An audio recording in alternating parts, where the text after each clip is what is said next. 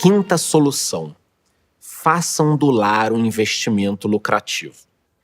E aqui a gente poderia ficar 3, 4 horas conversando, divergindo, concordando, porque estamos falando naquela época de terreno, construir uma casa, ter um lar, buscar a felicidade, que é o que eles chamam nessa solução. Só que hoje em dia a coisa é um pouco mais complexa, né? Porque no livro ali era você comprar um terreno e o terreno até te gera renda numa região daquela, né? Porque você vai ter a casa e vai ter uma fazenda, vai criar uma cabra, um boi, tem leite, tem não sei o quê. No mundo atual, e eu quero trazer o livro para o mundo atual, a coisa é um pouco diferente. Quando a gente parte para contas, muitas vezes não vale a pena comprar um imóvel. Mas para algumas pessoas, em termos sentimentais, aquilo é muito importante. Então, dando uma opinião, e eu não sou de ficar em cima do muro, eu acho que quando você vai comprar um imóvel ou ter uma terra, como ele cita nessa solução, e aí ele é favorável, eu acho que a gente tem que trazer para 2 pontos.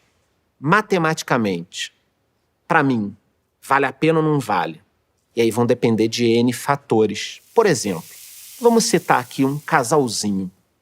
Feliz da vida, inocente, cada um com 22 anos de idade, se conheceram, resolveram casar, e cada uma das partes tem 20 mil reais. Juntaram ali, leram um livro, cedo, começaram, e cada um tem 20 mil reais. Ou seja, ao casar, esse casal lindo, né, maravilhoso, feliz com o casamento, recém-casado, eles têm 40 mil. Eles estão começando a vida com um valor que, sinceramente, eu considero excepcional, bem investido. Isso pode gerar R$1 milhão num tempo razoável, tá? Então, será que um casal desses, o que interessaria mais matematicamente? Viver de aluguel por um tempo, investindo esse dinheiro, ou dando de entrada num imóvel e criando uma dívida de 30 anos? Particularmente, a minha opinião é que um casal no início da vida não deveria sair de uma situação superavitária, com dinheiro, com poupança, com rendimentos, com proventos sendo gerados, não deveriam sair desta situação para um endividamento de 30 anos. Até por uma questão. Vamos raciocinar aqui comigo, tá? Eu vou me estender um pouco nessa solução, porque essa solução ela destrói a vida de muita gente, tá? Vamos pensar, esse casal de 22, 23 anos de idade, vocês concordam comigo que eles provavelmente terão um filho? Se não 2, mas eu vou trabalhar com um, ninguém que tá... É um filho e um cachorro. Será que o primeiro apartamento que eles compraram com 30 anos vai durar 30 anos? Eu te digo que não, dificilmente. Porque vai ser um apartamento de 1 quarto e sala, sala e 2 quartos. Esse casal com 22, 23 anos, será que nos próximos 5 anos nenhuma das 2 partes vai ser promovido? De repente ele vai ter que se mudar para um lugar mais próximo do trabalho. O que eu estou querendo falar com isso? Eu poderia ficar aqui 1 hora falando. São tantas variáveis, até o divórcio. Ninguém casa para se separar. Mas se 30% dos casais se separam, existe uma chance deles se separar. Então a gente está falando o seguinte, eles vão ter filho, cachorro, podem se separar, serão promovidos, podem ter que se mudar porque a mãe ficou doente ou o cara foi promovido para outra cidade. Então, na minha cabeça, com toda a minha experiência de vida, não faz sentido, nos primeiros anos de um casal recém-casado, sair de uma situação confortável para uma dívida de 30 anos. Ponto. Essa é a minha opinião matemática, racional. Agora, você pode me contar a história de um casal onde o homem cresceu, viu os pais perderem a casa, com dívida, com falta de emprego, com não sei o quê, e o avô também perdeu a casa, e o tataravô perdeu a casa, e aquilo assombra a família, e ele é o primeiro membro da família a conseguir casar e ter uma casa. Quem vai ser o covarde, o mal-intencionado que vai falar para um cara que é o primeiro que tem a chance de ter um imóvel, a felicidade, aquilo ali é a busca da vida, a razão da família dele, ter uma casa? Eu não vou falar, porque o sentimento dele, a busca, a felicidade, a razão, suplantam toda a matemática. Então, o que eu falei para vocês, quando a gente vai tomar alguns tipos de decisões, você tem que misturar isso, tá? Agora, tenha ciência de que ao buscar isso tudo, ele vai estar criando uma dívida, por exemplo, de 30 anos, sem uma receita. Quando no livro ele fala sobre ter um terreno ou alguma coisa, a gente tem só que considerar essa hipótese de uma renda através desse terreno, que um apartamento de quarto sala não vai dar renda nenhuma, só despesa. Eu acho que em relação à casa, tudo, são coisas discutíveis, né? Conforme eu disse, para um casalzinho não vale a pena. Na minha situação hoje financeira, muito confortável, tenho até mais de um imóvel. Então, eu acho que vai depender muito de cada situação particular. Se você é esse casalzinho que está me assistindo, recém-casado, feliz da vida, como eu já fui um dia, ainda sou feliz casado. É que quando você é recém, você é um pouco mais, né? Mas se você é esse casalzinho, pense, faça conta, espere. Porque é melhor você esperar 6 meses do que tomar agora uma decisão que vai te onerar por 30 anos. Eu vou repetir. Uma decisão que vai te onerar por 30 anos. Esse exemplo que eu dei é real. Você sai de 40 mil, que poderiam estar em fundos imobiliários rendendo dividendos, para uma dívida, às vezes, de 300 mil reais. Vamos recapitular e deixar isso bem claro. Sair de um patrimônio, de um investimento de 40 mil reais. Eu estou falando 40 mil, mas eu já conversei com casais que tinham 100 mil reais e foram para uma dívida de 400. Você tem que pensar o que você quer. Não vale a pena esperar um pouquinho, pensar, ponderar, receber seus dividendos, eventualmente começar a fazer conta e aprender. Quer dizer, você investiu hoje esses 100 mil, esses 40 mil. Será que em 10 anos você não consegue com esse dinheiro comprar um apartamento? Eu sei que consegue, tá? Eu sei que você consegue pagar o aluguel e comprar o apartamento. Mas se você poupar o dinheiro, o que você não pode fazer? Ah, entendi. Se eu tenho 100 mil, não vale a pena eu comprar um apartamento. Vale a pena eu torrar o dinheiro pedindo comida todo final de semana, muita coisa, comprando no supermercado sem fazer conta. Não é isso.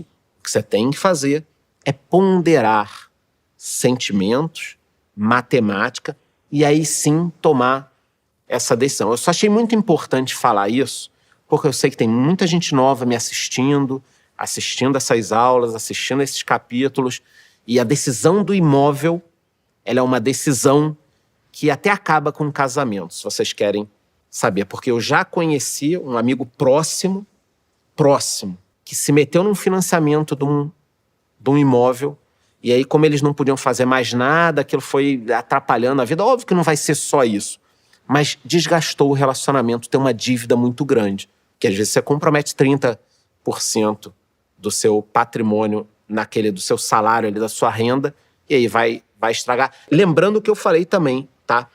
Te tira a mobilidade, né? Você trabalha num lugar, você, sua esposa ou seu marido, comprou aquilo ali, arrumou trabalho do outro lado da cidade, como é que vai ficar a situação? Então, eu achei só importante nessa solução aqui, que ele fala para você comprar, eu também vou falar para você comprar. Mas assim que você resolver a sua vida financeira e tiver a certeza que você vai se estabelecer ali, né? O sujeito ia morar na Babilônia, você não vai morar no mesmo bairro, talvez, a vida inteira, mas a gente vai falar sobre isso nas próximas soluções também.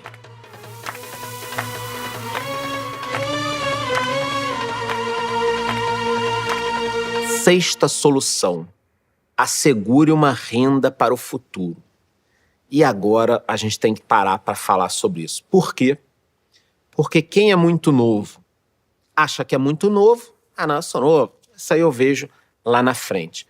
Quem tem a meia-idade, como eu, que pareço novo, mas já tenho a meia-idade, tá ali se equilibrando. Não é o meu caso, mas é o caso da maioria. Tá ali se equilibrando, né? Tipo, não, deixa eu resolver a minha vida, depois eu penso nisso. E quem já passou dos 50, 60, tá pensando assim, isso eu tinha que ter resolvido antes, agora meu filho vai ter que cuidar, eu vou ter que vender minha casa, tal. Então, cada um toca a bola para algum momento da vida. E como você vai fazer isso? Pô, eu te dei numa das soluções. Não gastar mais do que 9 das 10 moedas que colocam no seu bolso. Nada, ninguém coloca nada no nosso bolso, é que a gente vai buscar. Mas tem que pensar muito sobre isso. É um dos assuntos que eu mais converso com amigos, investidores, alunos. Existem algumas frases péssimas que a sociedade coloca, como do tipo, que eu escuto, tá? E se eu morrer amanhã? Eu sempre falo a mesma coisa, cara, sabe qual é o teu problema? Sabe o que vai te quebrar? É que você não vai morrer amanhã. Porque se você morresse amanhã, estaria tudo bem. Mas provavelmente a nossa geração, pessoas novinhas como eu, vão até os 120 anos. Vão até os 100 anos. E quem vai pagar? A gente já chegou à conclusão, eu vou entrar um pouco em economia, que os governos estão quebrados. Nesses anos 2000, a gente viu a Europa, por exemplo, ruir nessa parte. Grécia, Espanha, Portugal, todo mundo com um problema na Previdência, todo mundo cortando despesas. Aqui no Brasil, nós já tivemos mais de uma reforma nos últimos anos. Então, infelizmente, eu sou o portador da má notícia de que a sua aposentadoria do governo, ela pode existir? Pode existir, legal, contribua, tudo mais, eu contribuo, mas você vai ter que assegurar alguma coisa. Como você vai fazer isso? Com todas essas soluções. Você vai poupar, você vai cuidar, você vai se pagar e você vai fazer o seu dinheiro multiplicar. Através do mercado financeiro, através de bons investimentos, através de dividendos, saindo do livro. Vamos vir para a vida real. Falar a verdade aqui. Eu conheço pessoas que sobrevivem de rendimentos de ações e fundos imobiliários. Só dos dividendos. Tem algumas pessoas também do Tesouro Direto que recebem ali seus pagamentos a cada 6 meses ou retiram nos vencimentos. Pessoas que se prepararam há 20 anos. Era muito mais difícil você se preparar. Quando eu queria investir no início dos anos 2000, quando eu comecei a investir mais pesado, eu fazia cadastro em corretora, fax para lá, para cá. Se você não sabe o que é fax, parabéns, você está no início da vida. Mas você mandava o papel, voltava assinado, aí eu ligava para operar. Eu não sabia o preço do jeito que eu estava comprando. Me falavam do outro lado. Eu olhava no jornal no dia seguinte. As coisas eram um pouco mais difíceis. Hoje, enquanto você está vendo essa aula aí, aqui, e eu espero que você não esteja no seu celular em alguma rede social, mas enquanto eu estou falando, você pode abrir o seu aplicativo, abrir lá, olhar seus fundos imobiliários, olhar suas ações, simular o que você quer investir, o que você não quer. No site do Tesouro você consegue isso também. Eu não vou entrar, né, nos detalhes. Você tem Finclass falando sobre isso, renda fixa, material muito bom para trilhar esse espaço. Então, início dos anos 2000, muita dificuldade. Agora, cara, não tem dificuldade nenhuma. Então, quando a gente fala de aposentadoria, você pode simular, você tem fundo imobiliário, você tem ação, você tem tesouro. São tantas as formas que é uma insanidade você deixar na mão do governo, de um terceiro ou de qualquer um. Então, essa solução de que você precisa se preocupar com o futuro, ela precisa ser pensada imediatamente. Mas eu vou te tranquilizar de uma coisa. Se você seguir todas as outras soluções e ensinamentos do livro, você já vai chegar no seu futuro com isso um pouco mais resolvido. Agora a gente vai para a última solução.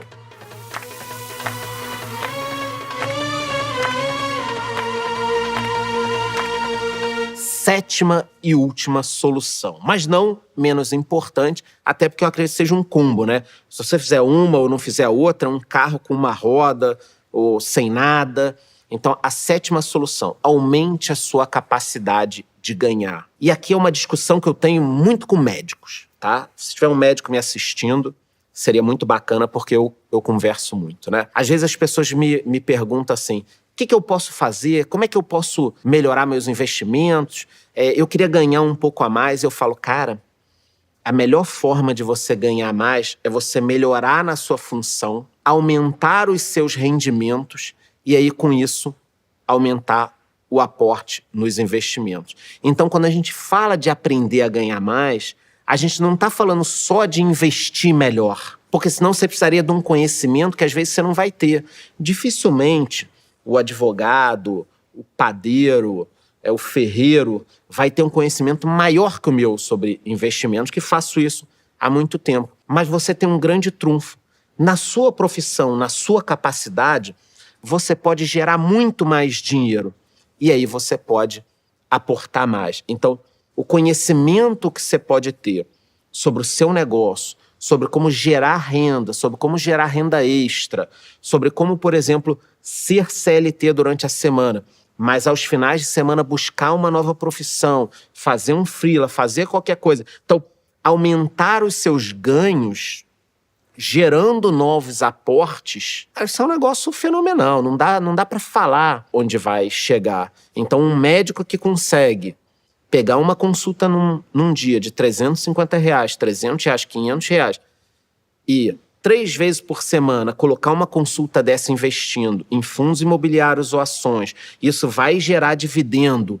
Vamos pensar, R$500, R$300, dividendo, 10% ao ano, 5% ao ano, mais aportes, mais aportes. Esse cara será o homem mais rico da Babilônia. Então, quando a gente pensa em ganhar dinheiro, sai um pouco da caixa, putz, eu tenho que aprender mais sobre investimento. Não, não é sobre investimento. A gente está falando sobre ganhar dinheiro em vários aspectos e eu prometo falar um pouco mais sobre isso nos próximos capítulos desse Finbook.